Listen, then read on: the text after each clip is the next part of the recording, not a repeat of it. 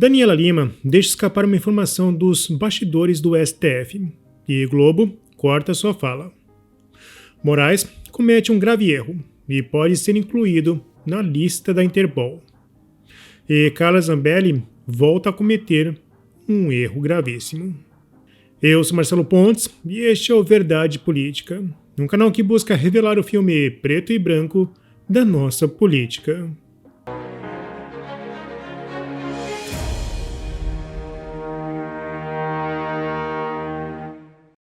Durante uma transmissão ao vivo, a comentarista Daniela Lima revelou algo que poderia derrubar o STF.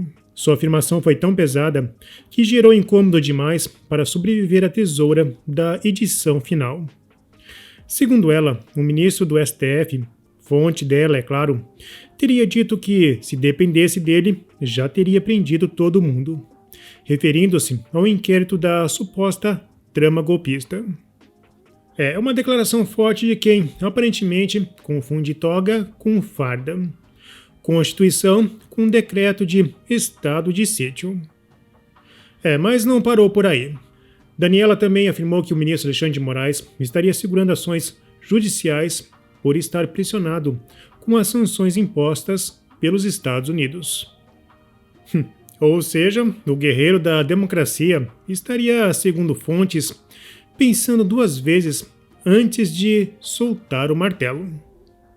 Posso ler aqui a mensagem que eu troquei com um integrante do Supremo? Eu escrevi.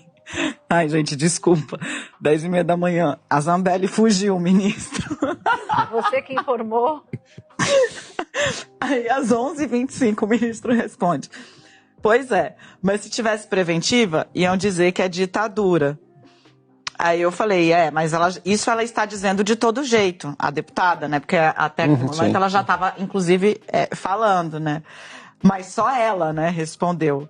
Enfim, se eu fosse relator, estava todo mundo preso. Mas Alexandre está muito emparedado pelos isentos da mídia, do mercado e do Congresso. Apanha demais. Parece que pressão internacional funciona melhor que habeas corpus na atual justiça. Agora vem o mistério que daria inveja a qualquer roteirista de suspense político. Essas falas simplesmente desapareceram da versão publicada pela emissora no ao vivo. Censura editorial? Erro de edição? Ou apenas zelo para não colocarem o STF em risco? A pergunta que fica no ar, mais densa que sigilo de inquérito. A quem interessa esse tipo de corte? Parece que nesse simples vazamento tivemos mais revelações do que nos 6 GB de Glenn Greenwald. Afinal, não é todo dia que se vê um ministro do Supremo Tribunal Federal, o mármore de Carrara da democracia, emparedado. Mas, segundo relatos internos, vindos de outro ministro da própria corte, é exatamente assim que Alexandre de Moraes estaria se sentindo. O relatório universal, o titã do inquérito sem fim, agora estaria atenuando decisões, pressionado. Mas pressionado por quem? Você pergunta. Os bastidores revelam mais. Outros ministros também estão irritados com esse clima de contenção. E como bons seres humanos, sim, eles também têm sentimentos. Descontam a frustração como podem, xingando os culpados de isentos. O termo isento, que os supostos bolsonaristas usam para acusar quem se diz neutro, mas no fundo atuaram a favor, agora também está sendo usado pelos próprios ministros do STF, que andam desabafando contra esse mesmo grupo misterioso. Vai ver, é o mesmo grupo. Um verdadeiro isentolândia multifuncional. Bom, e foi assim, entre uma fofoca palaciana e outra, que descobrimos quem de fato tem poder para emparedar o relator do Brasil. E não é o Elon Musk, como muitos imaginavam. O bilionário ficou só com os tweets e os memes. Os verdadeiros emparedadores são os isentos da mídia, do mercado e do Congresso. Esses agentes suaves, bem vestidos, discretos, que aparecem mais em colunas sociais do que em CPIs. Bom, e aqui entra o grande plot twist. Se esses isentos são hoje capazes de pressionar ministros do Supremo ao ponto de moderar decisões, então, por raciocínio reverso, fica evidente que, no auge do autoritarismo judicial, eles estavam lá também. Se não colaborando ativamente, pelo menos assistindo em silêncio. E convenhamos, silêncio também é uma escolha. Na melhor das hipóteses, foram omissos. Na pior, cúmplices. Mas sempre com aquele ar de civilidade e neutralidade acima de qualquer suspeita. Afinal, como diria um velho isento, não se envolva, apenas influencie. Mas os conservadores sabem que esse grupo estava lá apoiando tudo isso, já que os absurdos cometidos não eram contra eles. Bom, agora todos seguem no escuro e sob vigilância constante. Bom, entre os meios de comunicação temos o Metrópolis. Agora, o jornalista Puncher se mostra preocupado. Vi um off aqui de um ministro do STF e achei um bom momento para lembrar que o STF é um órgão do Poder Judiciário. Esse poder deve ser fiscalizado pela imprensa, assim como o Legislativo e o Executivo. Talvez os tais isentos da mídia estejam fazendo mais pela democracia do que oficiais governamentais que juram defendê-la. Bom, eu queria saber onde estava todo esse entusiasmo antes das eleições de 2022. O jurista Fabrício Rebelo afirmou: em sendo o vídeo verdadeiro, arrisco que existem outros poucos exemplos deste nível de abjeção no exercício jornalístico. Talvez por isso, nem a assessoria de imprensa, para a qual ela trabalha, tenha mantido a vinculação do trecho. O bom foi escancarar a existência do consórcio. Bom, eu quero aproveitar e trazer um vídeo da deputada Bia Kicis, que alfinetou Daniela Lima em abril de 2024.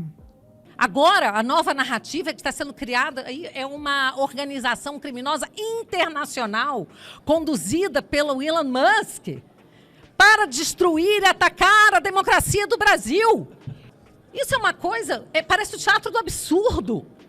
Mas é isso que está sendo montado, construído e repetido pela ventríloga do ministro Alexandre de Moraes na Globo News. Nós assistimos ontem o Bial dizendo que o Supremo Tribunal Federal praticou atos antidemocráticos e que isso precisa parar. Só que a narrativa ainda, para aqueles que admitem, falam, que têm coragem de dizer que praticaram atos antidemocráticos, dizem assim, mas naquele momento era justificável. Agora precisa parar. Eu digo aos senhores, em nenhum momento foi justificável. Em nenhum momento. Não se protege a democracia com atos antidemocráticos. Vamos ter que afastar os direitos e garantias fundamentais deles só um pouquinho. Estamos vivendo a democracia relativa ao do porém. A Constituição proíbe a censura, porém, até o dia 30 de outubro vai uma censurinha ali, está tudo bem. A Constituição garante direitos fundamentais, porém, nesse caso do monarca, vamos afastar os direitos fundamentais um pouquinho e ver no que dá. Nós estamos aqui como parlamentares e com a imunidade parlamentar sendo violada. O meu colega Felipe Barros leu um trecho de uma decisão do ministro Celso de Mello. Pois bem, existe uma decisão do ministro Celso de Mello em que ele diz textualmente: jamais se interpreta a Constituição ou a lei contra o texto expresso da Constituição ou da lei. É aquele velho adágio que quando tem clareza, não cabe a interpretação. Agora, até estrangeiros começam também a ser incluídos em inquéritos. Isso não vai dar certo. Não vai ficar nada bem. Nada bem, porque o mundo está com seus olhos virados para o Brasil. E hoje não estamos só aqui na República do Brasil, né? Somente nós sendo perseguidos sob o aplauso daqueles que deveriam defender a democracia. O mundo está de olho. Bom, a jornalista Daniela Lima também foi o pivô de uma nova mentira que foi compartilhada pela mídia: a inclusão de Carla Zambelli na lista da Interpol. Bom, Moraes não dá ordens à Interpol, portanto, é um pedido, e não uma inclusão oficial. A mídia cometeu o mesmo erro no caso dos jornalistas Alan dos Santos e Oswaldo Eustáquio. Bom, o pedido é sempre automático e legítimo. Porém, assim como a liberdade de expressão, ele pode acarretar consequências. Moraes já está com a corda no pescoço ao tentar exercer seu autoritarismo dentro do território americano. E esse pedido pode ser a gota d'água. Os Estados Unidos podem agir contra Moraes se entenderem que o ministro está abusando do uso da Interpol, especialmente da chamada difusão vermelha, para fins políticos ou fora dos padrões legais internacionais. Se Moraes continuar usando a Interpol como se fosse seu balcão pessoal de mandados, os Estados Unidos, que não costumam gostar de autoritarismo judicial, podem muito bem dizer não obrigado. E claro que, na insistência, o efeito pode ser o contrário. O advogado Jeff Schickini sugeriu que o feitiço pode virar contra o feiticeiro, já que Moraes vive tentando interferir na soberania americana. Se Moraes tomar uma nova decisão que contrarie uma determinação judicial dos Estados Unidos, ele estará descumprindo uma ordem judicial americana. E aqui nos Estados Unidos, a defesa de Trump pode pedir que ele seja responsabilizado criminalmente, porque descumprir uma ordem judicial é crime federal. A cama de gato está armada. Se a imunidade diplomática dele for afastada e um mandado de prisão for expedido, ele pode ser incluído na lista vermelha da Interpol. A partir disso, qualquer país membro da Interpol pode cumprir esse mandado e prendê-lo. Entretanto, mais uma vez, Carla Zambelli cometeu um erro gravíssimo. Ela sempre teve muito orgulho ao falar da sua dupla cidadania italiana e, por isso, decidiu se refugiar na Itália. Nos Estados Unidos, Carla poderia estar salva pelo contexto de perseguição, mas na Itália não. O governo italiano vai analisar apenas os crimes atribuídos a Zambelli, sem considerar o contexto político de perseguição, e sim a base jurídica para sua extradição.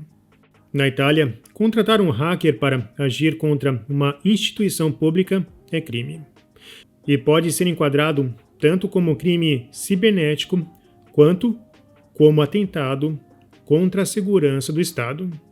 Se Carla já havia cometido um erro gravíssimo ao confiar na palavra de um criminoso, agora comete outro ao achar que a Itália seria mais segura que os Estados Unidos.